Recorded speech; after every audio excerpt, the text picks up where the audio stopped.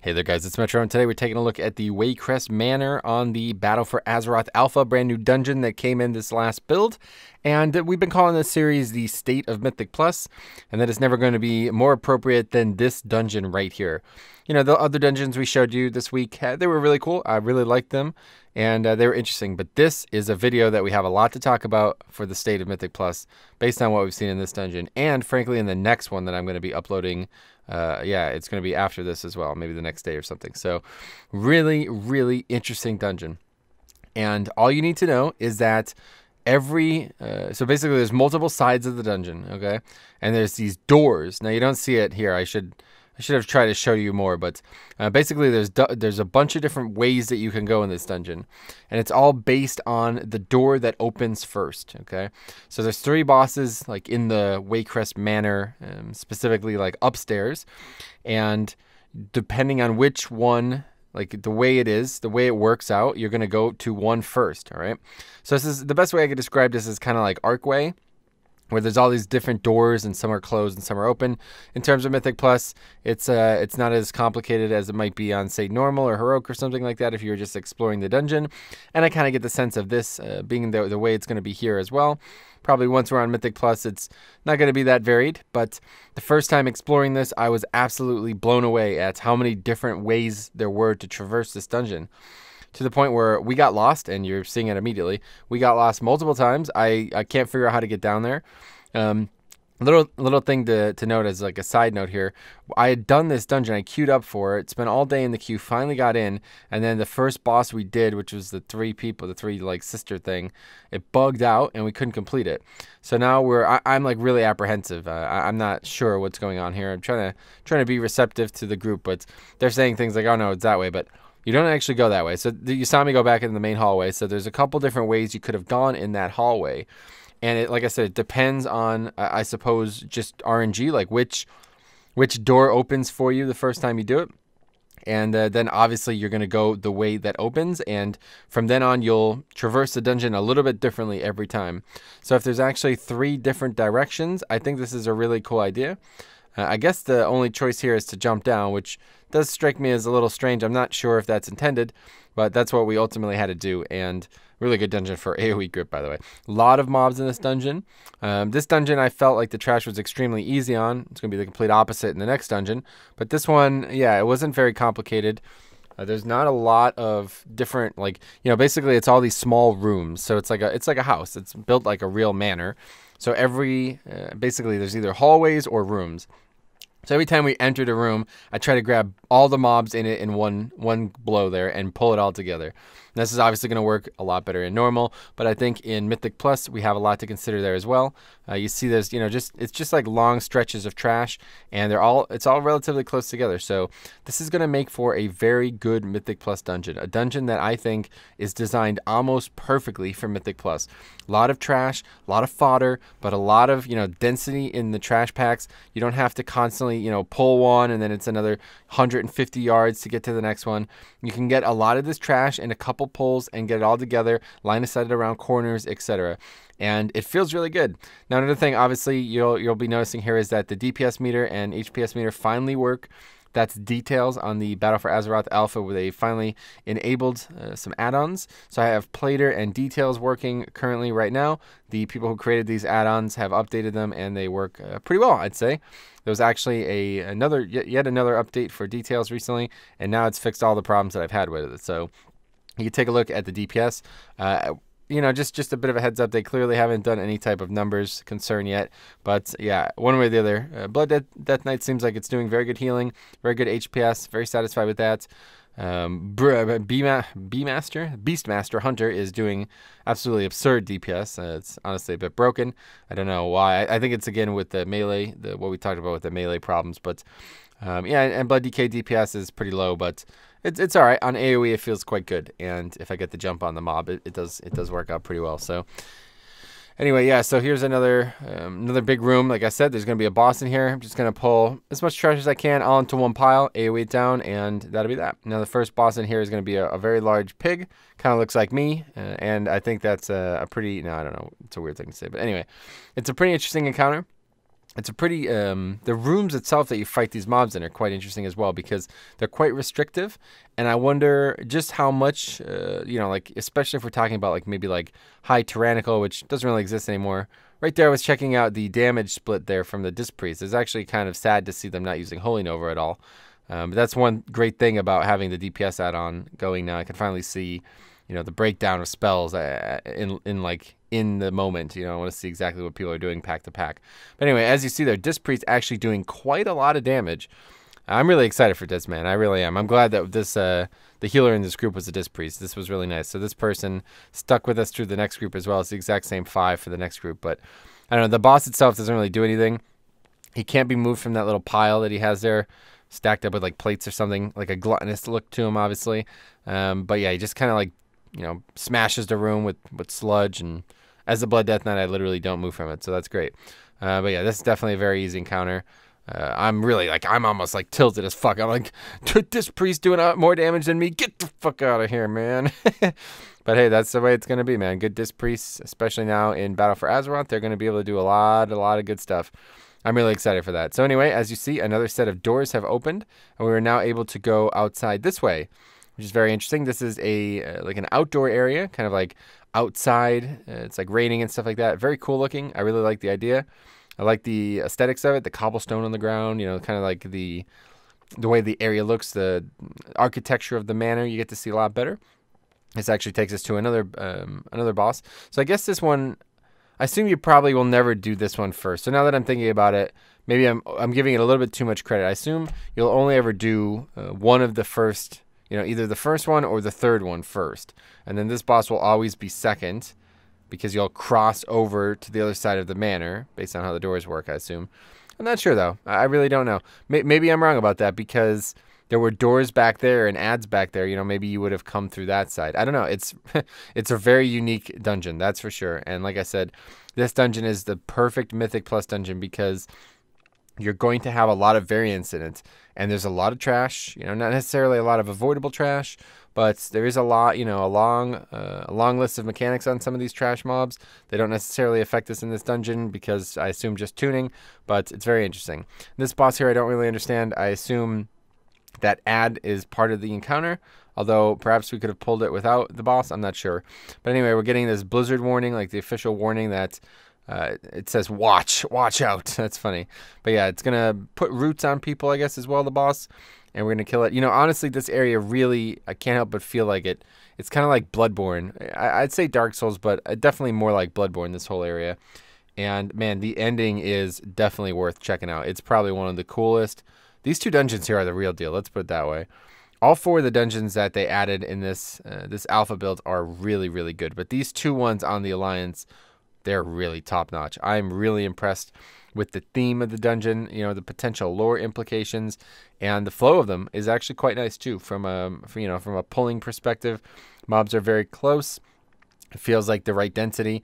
I feel like, you know, the dungeon looks great with Inky Black Potion on as well. This is another positive. Of course, you got to use Inky Black Potion if you're in this dungeon. It looks just outstanding. But anyway, yeah, I don't really know what's going on with this fight. I guess every time he melees you, he gets a stack of something, perhaps. I can't really tell. But you guys will, by the time some of you guys are watching this, you'll know a lot more about it than I will. So anyway, now we're going to go back indoors. So we're kind of like here in the outside. Now we're going to go over there. As you see, I'm pointing at it. And now this door is open. So when we came out here, the other door had not been open. And you're going to see, you know, there's a lot of doors. There's one. That's a door that is locked. That's an interesting little door there. I wonder where that leads to. So we'll talk about that after we do all this trash. But a lot of trash. Like I said, a couple of patrols. That might be a problem in higher Mythic Plus. A lot of patrols, actually, in some of these areas. But there's another thing that's happening, too. It's like a black portal opens or something like that. And a witch comes out. And I don't really know. I don't know how that works. I'm not really sure what spawns that. I suppose it's just a proximity of some sort, something like that.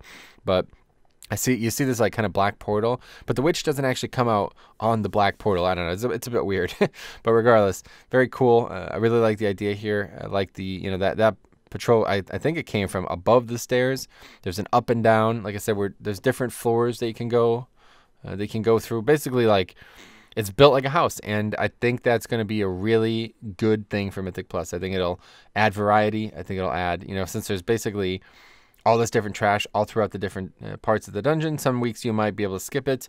Some weeks you might, oh man, I really don't want to fight this type of trash, you know, something like that. And it's similar to Arcway in that regard. But the thing that makes me wonder about what the future of this dungeon holds is, at one point, Seat was kind of like this too. There was these portals that you would open if you never did Seat, or if you haven't done it a long time. At one point, the portals that would open, that would spawn the ad, and you'd have to go kill the stuff out and right in front of them, that was random. And there was like 6 or 7 different portal locations. The first one was always stationary, and then the rest would be random. So I have a feeling that they might end up going this route for Mythic Plus, where it's not actually as random as I'm hoping. But one way or the other, first look, you know, we can't judge that yet. We won't know. And here we go. We're lost. You know what I mean? So very real possibility. There's a lot of different routes that we could have gone. All of these doors will look like, I've done this a couple times now, all of these doors do seem like they can be opened at different times. I'm not necessarily sure where some of them go. I don't know exactly, but you know, here's a balcony. So here you're going to see, this is what I was talking about. You see that black portal that opens? So I put Death and Decay down, and then just the witch spawns over there. It's like, oh, okay, cool. Thanks for stopping by. But yeah, I don't know. You just kill stuff. That's it. Easy mode. I am cool. I'm very excited that add-ons are enabled as well. This makes the dungeon experience a lot more interesting to me. I really do like seeing, like, if you guys followed the channel back from the Legion Alpha, the #1 content I did on the Legion Alpha was just queuing up for dungeons, doing mythics, doing dungeons, heroics, whatever, and just comparing the DPS. And it got to the point where I didn't know what else to do on the channel. I was just doing that over and over again, comparing the different specs as they were on the beta. And then the game came out, and I was still trying to do it, but it got to a point where I was like, okay, everybody knows how the different specs work now. And I had to like really find a new type of content. And that was way before the whole classic stuff went. But yeah, I don't know. It's interesting. This kind of takes me back to that. It's almost like I'm coming home here, you know? It's like we're back caring about, you know, we can finally take a look, comparing DPS, comparing specs like healers, tanks, etc., seeing how they play. And it's just a really good feeling, man. I have to say, you know, after doing this dungeon, I am really excited for the future of Mythic Plus and 5-mans in general in Battle for Azeroth, because they have some really unique ideas. You know, you think about it, right? Like Mythic Plus has been such a marquee addition for the Battle or for the Legion expansion. Without it, it really wouldn't have been, you know, it would have been a fine expansion, but it's really made it into a great expansion. By the way, if you stand in that green stuff, you get disoriented, so you want to move out of that. But, you know, I was worried. I was worried about what BFA expansion might look like for Mythic Plus. And, you know, we haven't obviously tested anything more than normal, but so far I am pretty satisfied. It'll depend on how the affixes work, but yeah, we'll see. Anyway, so this is a very interesting encounter. The three chicks here, or whatever you could even call them, female, I don't know. Only one is basically fully attackable at a time. It looks like they swap between the 3. Good old Demon Hunter doing 200 DPS because he's attacking one that's taking 99% less damage like a noob. But hey, you know what? That's how it goes. So anyway, now it's switched to this one, and I think you do have to kill the 3.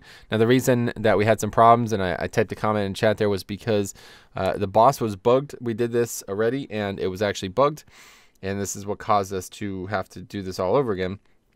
The boss didn't die the first time we did it.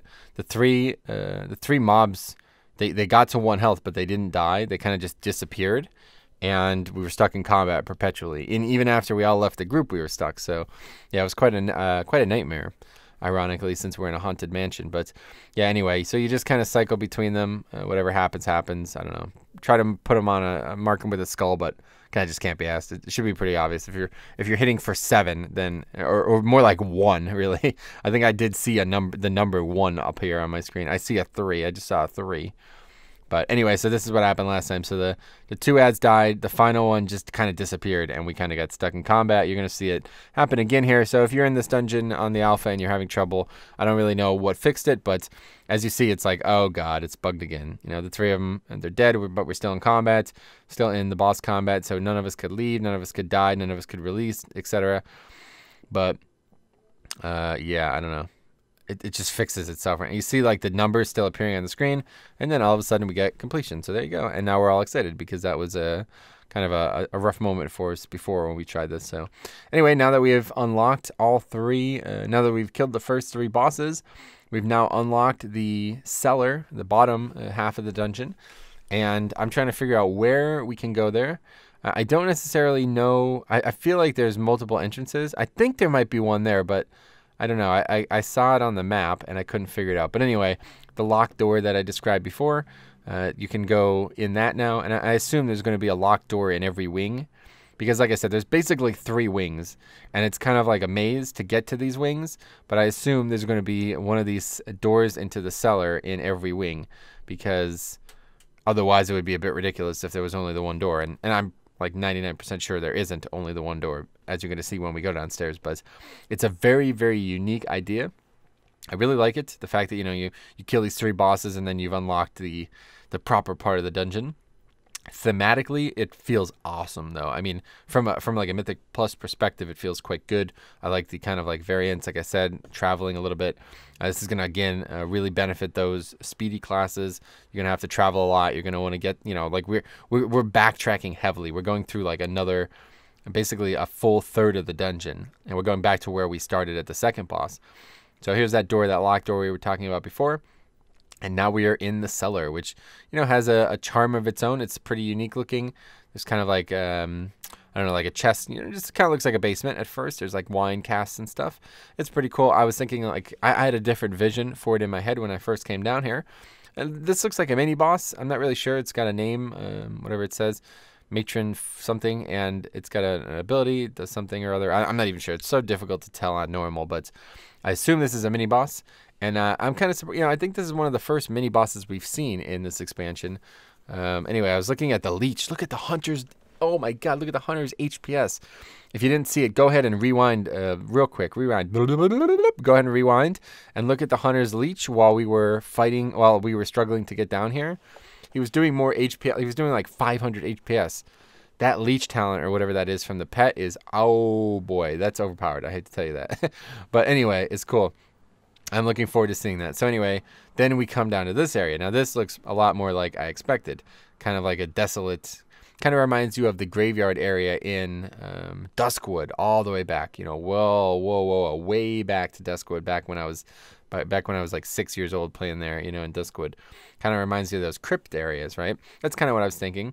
Also, it's got these statues, kind of look like the Yellow King statues. If anybody watched True Detective Season 1, we're in Carcosa now. That's all I have to say. But anyway, very cool. It's kind of like a cellar. It kind of looks like a dank, dark cellar. And that's good. But there's a door over there, and the hunter realizes it. I guess he maybe has been here before, but hunter realizes it. We don't at the time. We're trying to kill this mob. But anyway, there's the map. So you see there's 3 different doors that we could have come in. And yeah, I can only assume that all of them take you to different places. I wish that we did this dungeon second, because I would have liked to have actually gone and explored it. But I didn't want to hold the group up, so... Anyway, yeah, lots of trash down here. I think we would be way over mob count. Let's put it that way. And that's the one question that I would have for this dungeon is what the mob count might actually look like, because there's so many different paths and potentially so many different types of trash that I wonder how the count might vary from week to week. Because think about it, if it's different, maybe it's not necessarily different each week, different each time you do it. I don't know, kind of like Arcway. However it works, the mob count is going to be a very interesting thing, because there's a lot of trash, a lot of different routes, and if you can't really avoid trash, if it's just based on the route, then hopefully the count will be balanced. I'm not sure how they're going to handle that. It's a very interesting question, but anyway, we're in probably one of the coolest areas I've ever seen in a video game. Very interesting idea here. I really like this boss. I really like this area. But that's not where it ends. It's going to get even cooler. But yeah, it's like a big, like, I don't know, there's like a piano or something, one of those things. So anyway, I try to jump across, but boss does not want me to do that. So the boss is going to come to us. I thought we were going to fight it on that small ledge over there. But the way it works, this is a very interesting boss. The boss, whatever his other mechanics are, we kill him. He's dying so quick, right? Look at the deeps just lighting him. Oh, JK, we got healed. So the boss transfers, the actual boss transfers some of her health to this guy. Another really right out of Dark Souls thing, right? Right out of Dark Souls. Very cool. I like the idea. I'm not really sure what he's doing the whole time. I think it's her who's throwing the purple stuff, one way or the other. She's going to transfer her health 3 times, and then the 4th time she's going to be like, oh, I'm a slave no longer, and she's going to come over and fight us ourselves. And she actually has the damage, or the health pool of effectively 4 times him.